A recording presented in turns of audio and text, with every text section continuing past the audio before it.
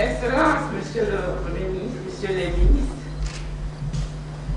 Monsieur les directeurs généraux, Mesdames et Messieurs les femmes d'entreprise, Mesdames et Messieurs les élus, chers frères et sœurs, distingués invités. Moi, il me semble que ce soir, je pourrais dire énormément de choses, mais si je ne fais pas attention, je peux avoir seulement les larmes. Parce que depuis 1985, du combat pour dire que l'Afrique peut, comme a dit Obama, we can. À l'époque, nous avions dit qu'on était capable et qu'on pouvait faire énormément de choses. Quand mon frère Bassi a parlé de Bemba, je peux ajouter de Conan Albert, etc. Cette Afrique à l'époque où nous croyons que nos frères du continent international avaient la technologie qu'ils pouvaient nous apporter. Mais nous, on avait notre sol et nos projets à les apporter. Et on se disait, c'est un partenariat gagnant-gagnant à l'époque. Nous nous battions, mais il faut dire la vérité. Quand c'est en terre africaine, d'autres Africains ne savent pas suivre. Alors, moi j'ai dit, si je suis venu aujourd'hui, c'est vraiment pour appuyer mon frère. Parce que beaucoup ont lâché. Mais Abdoulaye, si, a mené le combat, et il persiste, il résiste, il est courageux, et il croit à ce qu'on a pensé. Et moi, je voudrais simplement féliciter toute Africaine et tout ami européen qui a soutenu Abdoulaye dans ce programme que nous avons vu le jour il y a longtemps, il y a plusieurs années, et que vous êtes là aujourd'hui pour le permettre de persévérer pour que demain, d'autres Camerounais plus jeunes que lui continuent le combat. Parce qu'il est simple. On ne peut rien devenir si on ne se met pas ensemble. On ne peut pas progresser si on ne se connaît pas. On ne peut pas évoluer si on ne change pas les échanges, l'expérience des uns et des autres. On ne peut pas savoir ce que fait le Camerounais par rapport à ce que fait le Bénin si on n'y a pas un colloque, s'il n'y a pas une trouvaille. Pourquoi ne pas faire comme les autres? Chaque année ou tous les 2 ans, nous suivons à RFI. Nous voyons dans les journaux que tel directeur général a eu l'Oscar de manager africain. Et c'est par là qu'on découvre ce directeur général qui était très efficace dans son pays. Dans son pays là-bas, et grâce au CIMA, il le ressort pour nous le montrer. Moi, je crois à Abdoulaye. C'est dur, comme on l'avait dit. C'est dur comme c'était chez le président de l'Omonde. Mais c'est plus facile quand vous voyez une salle comme celle-ci, entourée de vous, de vos frères, qui ne sont pas de moindres, qui ont laissé les affaires, qui ont laissé le programme chargé pour être à côté de vous.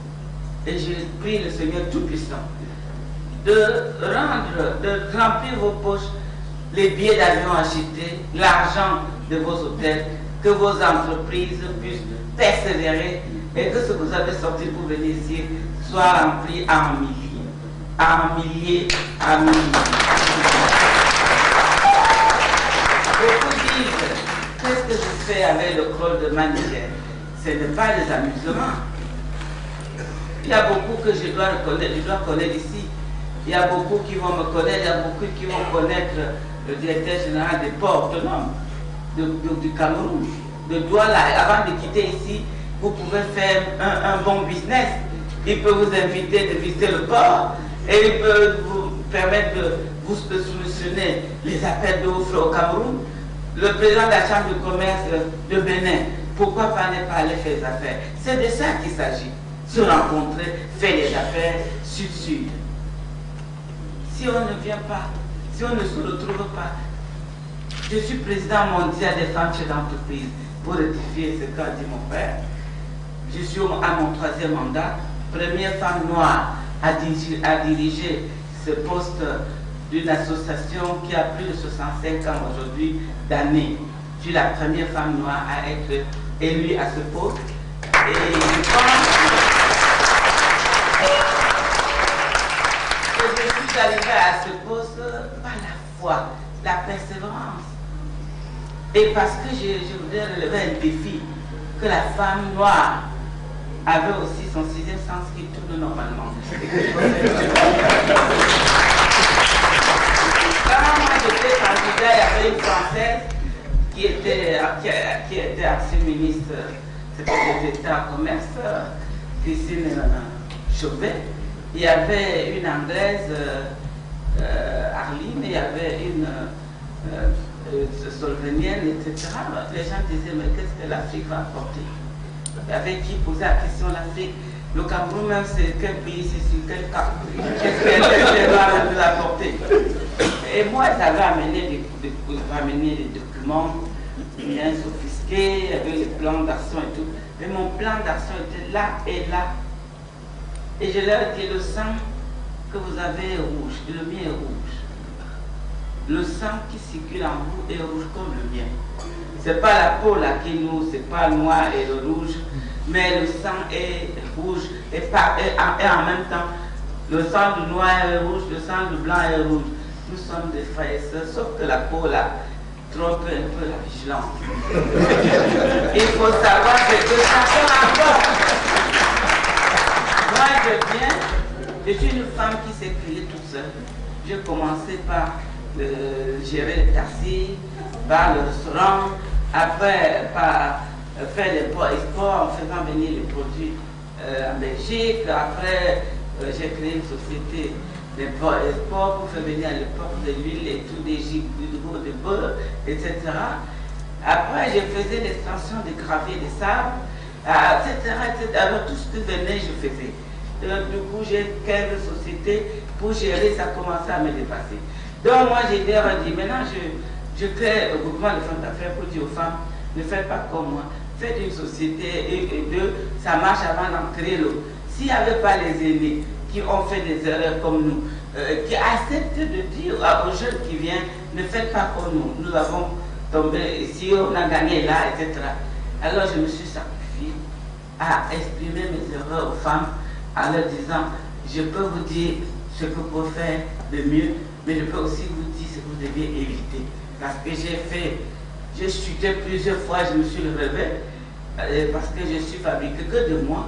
Donc je peux tomber 10 fois, je me lève la 11e fois et je reste debout. Donc il ne faut pas se laisser tomber, il ne faut pas s'abandonner, il ne faut pas avoir peur de l'échec. L'échec vous donne l'expérience, l'échec vous endurcit et vous évite. Et quand vous commencez à être debout, vous ne tombez plus. Et c'est pour ça que j'ai dit à mes sœurs européennes que ce que je vous apporte une expérience vécue. Or, moi je sais que tout ce que vous attendez de moi, c'est d'organiser les femmes mondiales, les mettre en échange avec des continents où il y a des plus-values importantes. Et je voudrais amener les femmes à entrer dans le pétrole, à se missionner dans les grands appels d'eau, comme les hommes. Et je viens de l'Afrique où le sous-sol n'est même pas encore exploité. Tout encore vierge. N'ayez pas peur, les femmes, d'enfanter ces marchés. Et aussi, j'apporte les femmes à créer des forums. Je vous remercie.